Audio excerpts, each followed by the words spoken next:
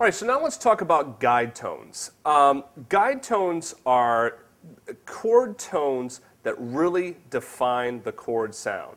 All right, so let's talk about that for a second. If I take just a basic C major 7 chord, okay, the guide tones are the 3rd and the 7th of the chord. The reason for that is, let's go through the 3 basic types of 7th chords. We have a major 7th chord. I'm just using 2 fingers so you can really see what I'm doing. C major 7, C dominant 7th, and C minor 7th. What I want you to do is I want you to focus your attention on the 5th here in all 3 of those chords. Major, dominant, minor. You should have noticed what? That it didn't change. It stayed exactly the same. That means that that 5th really does nothing for us to help define the chord. When I say define the chord, I mean, is it a major chord? Is it a minor chord? Is it a dominant 7th chord? That's what I'm looking for when I say definition. If I take out the 5th and I play this, you should still see that, hey, wait a second, that's a C minor 7 chord. All right, there's my C, there's my root, my 3rd, and my 7th. Oh, no, that's dominant 7th because I have a natural 3rd. Oh, there's major 7th because I have the major 7th. All right? So the 5th is really unnecessary, and it's not a guide tone, except for when we have this kind of chord or that kind of chord. A minor 7 chord, a minor 7 with a flatted 5th. Some people call it half diminished. I call it minor 7 flat 5. All right? Minor 7 flat 5, the flatted 5th, then becomes a guide tone because it's an important chord tone. Right? It helps to define the chord. Without it, you have no idea if it's just a regular minor chord or a minor 7 flat 5. Same thing in diminished. This becomes a little less important, but still important because this could just as easily be a C minor 6 chord. But no, it's a C diminished chord. Right? So when the 5th is altered, then you're going to find that it's going to become a guide tone. What about this? That's a C augmented 7th chord with a sharp 5. Right? Or even this, C major 7, sharp 5. Once again, that 5th becomes a guide tone. It is an important chord tone that helps define the chord. So if you want to know what notes are guide tones for a specific chord, just think, all right, well, if I were to leave that chord out, is it going to help define the chord or not? Or a better way of putting that is, can you define the chord without that note in it? So if I say, oh, what is that? And I'm thinking that it's C minor 7 flat 5. Well, guess what? You can't define that as C minor 7 flat 5 unless you throw that flatted 5th in there. Or if I say that's C diminished, or better still, here's a good one. Well, what chord is that? You might say C dominant 7th. Oh, no, it's not C dominant 7th. It's C augmented 7th. But you wouldn't know that without that sharp 5th. All right, so anyway, why guide tones? Like how do you use them? Like, what are they good for? The guide tones, since they define the chord quality, since they define what the chord is and defines the chord sound, you're looking at those as your target notes. Okay? Using your guide tones as your target notes is a great way to really lock in your chord sound throughout your improvisation.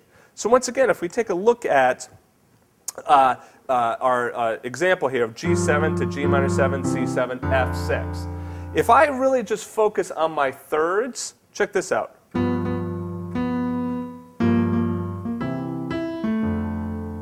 mean, whoa! I mean, even that right there. I mean, once again, it's not going to blow anyone's socks off with the improvisation. But if you're looking for something quick to be able to throw out and improvise, that's better than doing, you know, all of that. I'd rather hear.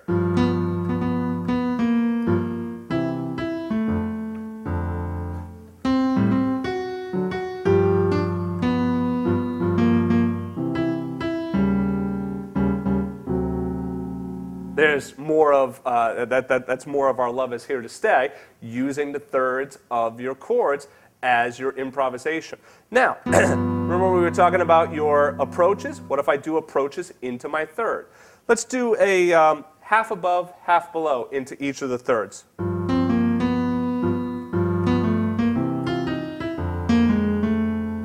Now that starts to sound pretty darn hip.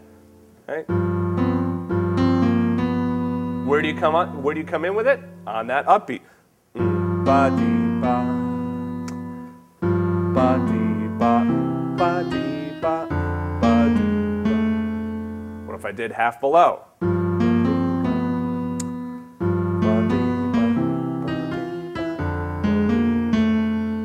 Now, obviously, still playing just like that, isn't exactly the nice flowing improvisation that we were talking about before.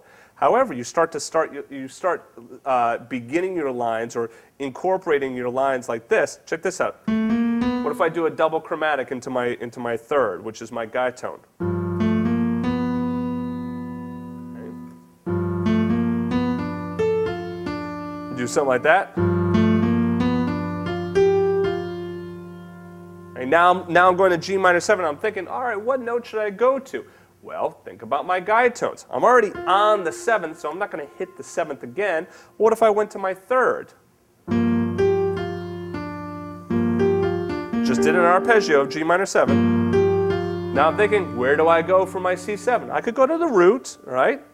Okay. I can go to the 3rd, I can go to the 5th, I can go to the 7th. But if I think guide tones, once again, it's a C dominant 7th chord. What are your guide tones? The 3rd and the 7th. Check this out. So here's my G minor 7. Listen to what happens if I go to the root. All right. I'm just playing root and 3rd down here, so that root right there is kind of, doesn't do that much. The 3rd gives it a different quality to it, doesn't it? Let me do this. Sorry.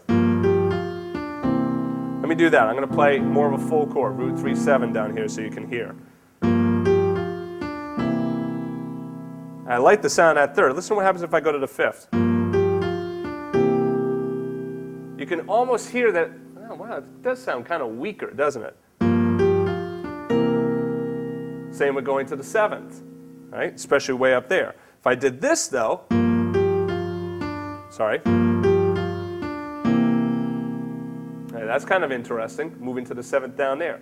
So what you do is you mess around with these different guide tones. You don't have to think that, oh, geez, I always got to get to my guide tones, my 3rd and 7th. No, improvisation shouldn't be that strict. It shouldn't be that, in a box. But you use these guide tones as default places that you can move to. You can really go to any note that you want to. And we'll kind of talk about that a little bit later. But if you're looking for a target note, because we've been talking about target note, target note, target note. If you're looking for a target note to get to, the 3rd, the 7th, any of those guide tones, that's a great place to get to. So, now remember when I was doing this? If I go to the F, blah, just kind of ends there. Whereas, wow, that 3rd kind of perks it up. Yeah, the 5th is like, kind of sounds a little bit weird, doesn't it? Even the 6th, it fits, but it's not as strong as that 3rd, is it?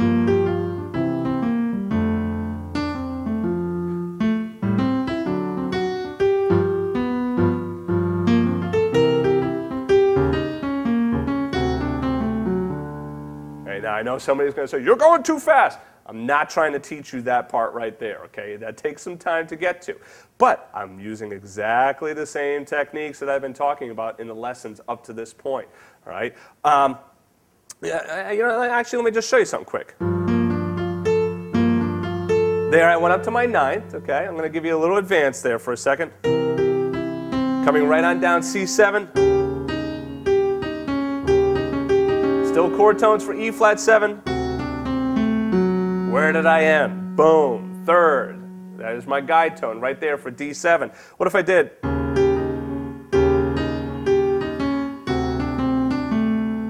The 5th,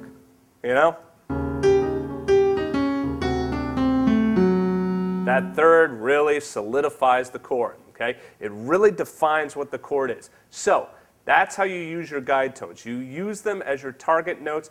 And like I said, you can even just go through and play just your guide tones and try doing some of those little approaches that we talked about at the beginning of this chapter. Okay? So anyway, that's it for this part. When I come back, I'm going to talk about chord scale relationship and show you some cool stuff with that. So I'll see you in a second.